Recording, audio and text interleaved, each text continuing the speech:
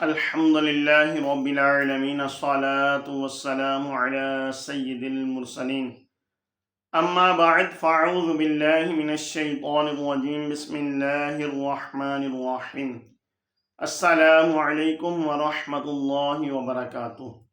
امید کرتا ہوں کہ تمام ویورز خیر و عافیت سے ہوں گے۔ دعا کرتا ہوں کہ رب تعالی ہم سب پر اپنا خصوصی کرم فرمائے۔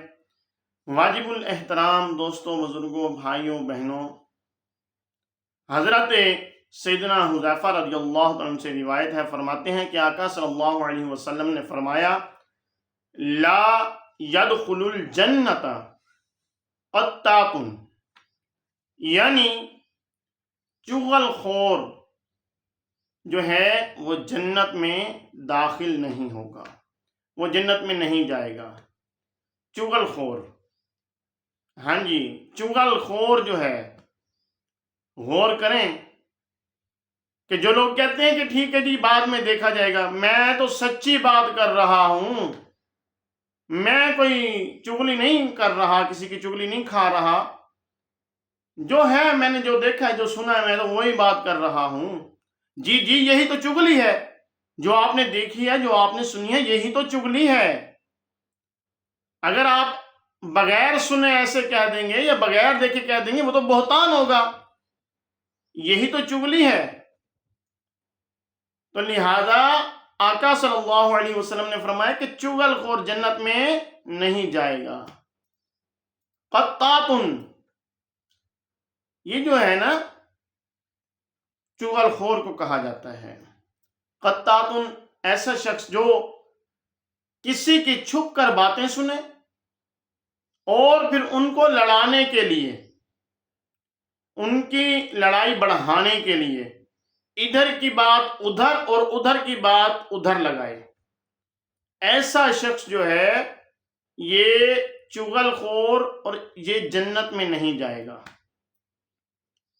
یہ یاد رکھیے گا، اس بات کو اپنے ذہن میں فکس کر لیں، چاہے وہ عورت ہے چاہے وہ مرد ہے، جو بھی ہے۔ ویسے یہ عادت عورتوں میں زیادہ پائی جاتی ہے چغل خوری کی، لیکن یہ پہلے زیادہ تر عورتوں میں پائی جاتی تھی، لیکن اب جو ہے یہ مردوں میں بھی زیادہ پائی جاتی ہے۔ جہاں پر دو مرد یا دو عورتیں جمع ہو گئیں، جہاں پر دو مرد آپس میں ایک دوسرے پہ فون پر گفتگو کر رہے ہیں، کسی محفل میں گئے ہیں، چاہے وہ نیک محفل ہے، چاہے وہ کسی کی شادی کا موقع ہے، چاہے وہ کسی کی غمی کا موقع ہے، فوتگی کا موقع ہے، کوئی فوت ہوا پڑا ہے، تو ہمارے اندر یہ جو عیب ہے، یہ جو بیماری ہے، یہ ہر جگہ پر پائی جاتی ہے۔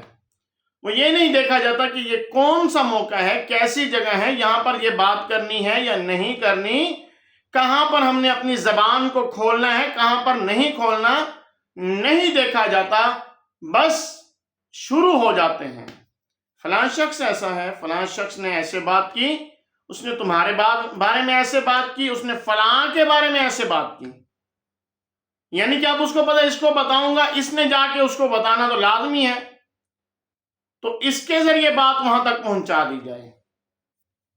تو لہذا چغل خوری سے بچا جائے۔ حدیث پاک کا مفہوم ہے کہ جو شخص زیادہ بولتا ہے، جو شخص زیادہ بولتا ہے وہ زیادہ غلطیاں کرتا ہے، جو شخص زیادہ غلطیاں کرتا ہے وہ زیادہ اس میں گناہ پائے جاتے ہیں، اور جو زیادہ گناہ گار ہوگا، جو زیادہ غلطیاں کرتا ہوگا، وہ جہنم کے عذاب کے زیادہ قریب ہوگا، وہ جہنم کے عذاب کے زیادہ لائق ہوگا۔ تو غور کریں، ہمیں ہمیشہ ضرورت کے مطابق گفتگو کرنی چاہیے، ہمیں وہ بات کرنی چاہیے جس کی ضرورت ہے، ورنہ خاموش رہیں۔ خاموشی جو ہے، بزرگان دین فرماتے ہیں کہ ایک چپ سو سکھ۔ جو بندہ چپ کر گیا وہ سکھ میں رہ جاتا ہے۔ کیونکہ نہ تو پھر اس پر کوئی بات کرنے والا ہوتا ہے، کیونکہ اس نے جب کوئی بات ہی نہیں کی۔ تو نہ وہ کسی پریشانی میں مبتلا ہوتا ہے، نہ وہ غیبت میں مبتلا ہوتا ہے، نہ وہ چغل خوری میں مبتلا ہوتا ہے۔ اس طرح سے انسان بچا رہتا ہے۔ حضرت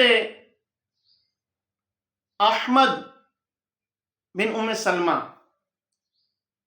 رحمت اللہ تعالی علیہ آپ فرماتے ہیں کہ ایک شخص جو ہے وہ اپنے غلام کو بیچنے لگا۔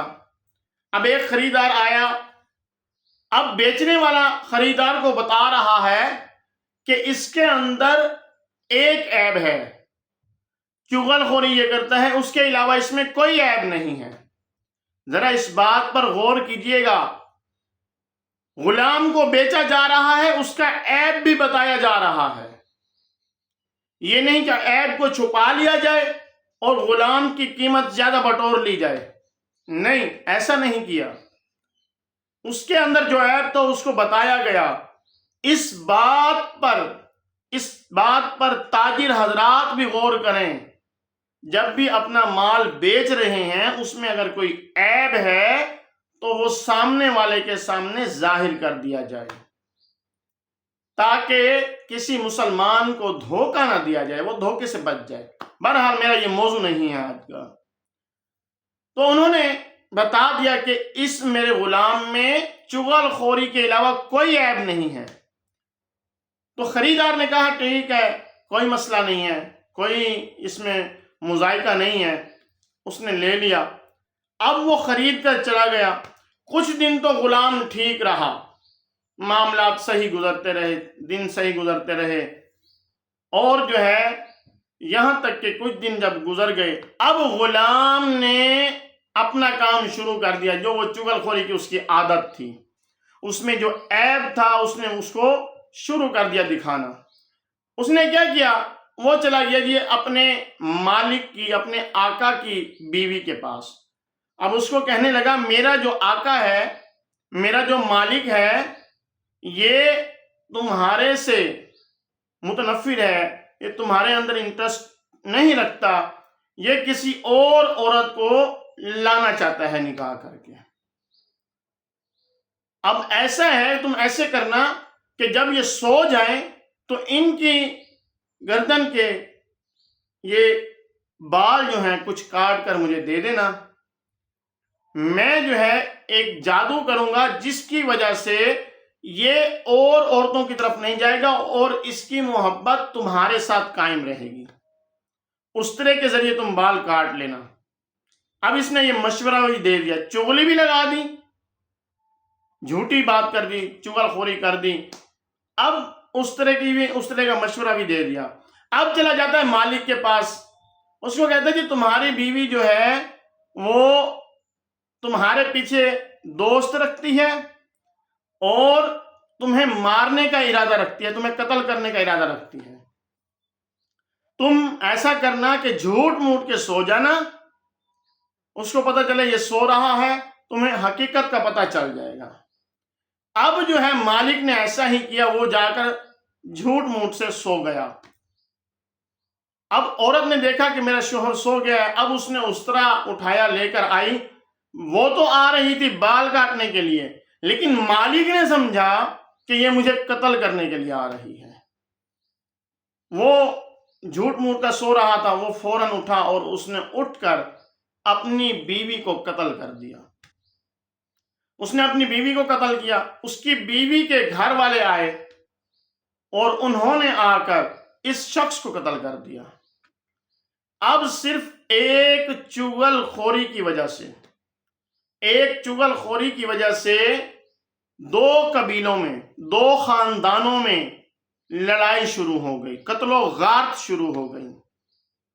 یہ دیکھ لیں کہ غیبت، یہ چغلی جو ہے کتنا برا گناہ ہے، کتنا برا فعل ہے کہ جس کی وجہ سے دو انسانوں کے درمیان نہیں بلکہ دو گھروں، دو خاندانوں کے درمیان لڑائیاں پیدا ہوتی ہیں۔ تو لہٰذا ہمیں چغل خوری سے بچنا چاہیے، ہمیں کسی کی بھی چغل خوری نہیں کرنی چاہیے۔ خدارا اس گناہ سے بچیں، ہم خود بھی۔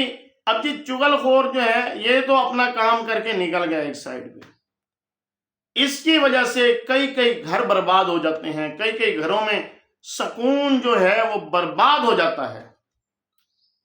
انسان کا ذہن جو ہے وہ سکون میں نہیں رہتا، انسان کا دل سکون میں نہیں رہتا، ہر وقت ٹینشنیں، ہر وقت وہ باتیں ذہن میں کھڑی رہتی ہیں جو چغل خور ایک بار آ کے ذہن بھر کے چلا گیا۔ تو خدارا اس گناہ سے بچیں، اور وہی بات اس کو یاد رکھیں کہ چغل خور جو ہے وہ جنت میں نہیں جائے گا۔ اس چیز کو ذہن میں رکھتے ہوئے اگر ایک بات اور حدیث شریف کا مفہوم بھی ہے کہ پہلے تو چغل خور جنت میں نہیں جائے گا، اولاً نہیں جائے گا، اب اگر گیا بھی صحیح تو سب سے آخر میں، اور گیا بھی صحیح کسی طریقے سے اگر چلا بھی گیا تو سب سے آخر میں جائے گا، اور اپنے جو اس نے گناہ کیے ہوں گے ان کی سزا بھگت کر، اور اگر یہ مسلمان مرا تو، اگر اس کا خاتمہ ایمان پر ہوا تو پھر یہ سب سے اینڈ میں جائے گا، آخر میں جائے گا یہ اپنی سزا پوری کر کے۔ لیکن اگر اس کا خاتمہ اس عمل کے سبب چغل خوری کی وجہ سے اس کا ایمان چھین لیا گیا تو پھر اس کا ٹھکانہ ہمیشہ کے لیے جہنم رہے گا۔ تو لہذا اللہ تبارک و تعالیٰ کی بارگاہ میں توبہ کریں اس گناہ سے، اور اللہ تبارک و تعالیٰ کو راضی کریں، اور اگر ہماری وجہ سے کسی کی دل آزاری ہوئی ہے تو اس سے جا کے معافی تلافی کریں، اس کو راضی کریں، کیونکہ جب تک اللہ کے بندے راضی نہیں ہوں گے تو رب تعالیٰ کی ذات بھی راضی نہیں ہوگی۔ اللہ تبارک و تعالیٰ اپنے حقوق تو معاف کر دے گا، لیکن کل بروز قیامت اپنے بندوں کے حقوق کبھی نہیں معاف کرے گا، اس وقت تک جب تک کہ اس کے بندے معاف نہ کر دیں یا پھر اس کی نیکیوں کے ذریعے ازالہ نہ کیا جائے۔ اگر اس کے پاس نیکیاں نہ ہوئیں تو ان کے گناہ جو ہیں اس کے سر ڈالے جائیں گے۔ تو خدا را اس سے پہلے توبہ کر لیں۔ زندگی کا کوئی بھروسہ نہیں کہ کس وقت کس جگہ پہ ہماری زندگی کی شام ہو جائے، کون سی سانس ہماری آخری ہو، لہٰذا اس سے پہلے کہ ہماری اگلی سانس آخری ہو، یہی جو چل رہی ہے آخری ہو، اس سے پہلے توبہ کر لیں۔ دعا ہے کہ رب تعالیٰ ہمیں پکی سچی توبہ عطا فرمائے اور توبہ کی توفیق عطا فرمائے، اور اللہ تبارک و تعالیٰ چغل خوری سے ہم کو اور تمام مسلمانوں کو محفوظ فرمائے۔ اللہ تبارک و تعالیٰ ایک بہت ہی پیارا بزرگوں نے نعرہ بنایا ہے کہ محبتوں کے چور چغل خور، یہ جو چغل خور ہوتے ہیں یہ محبتوں کے چور ہوتے ہیں، محبتیں نہیں، یہ نفرتیں پھیلاتے ہیں۔ اللہ اکبر۔ اللہ تبارک و تعالیٰ عمل کی توفیق عطا فرمائے۔ آپ سے گزارش ہے ہمارے چینل کو سبسکرائب کریں، بیل آئیکن کو پریس کریں تاکہ نیو آنے والی ویڈیوز آپ تک پہنچتی رہیں۔ السلام علیکم ورحمۃ اللہ وبرکاتہ۔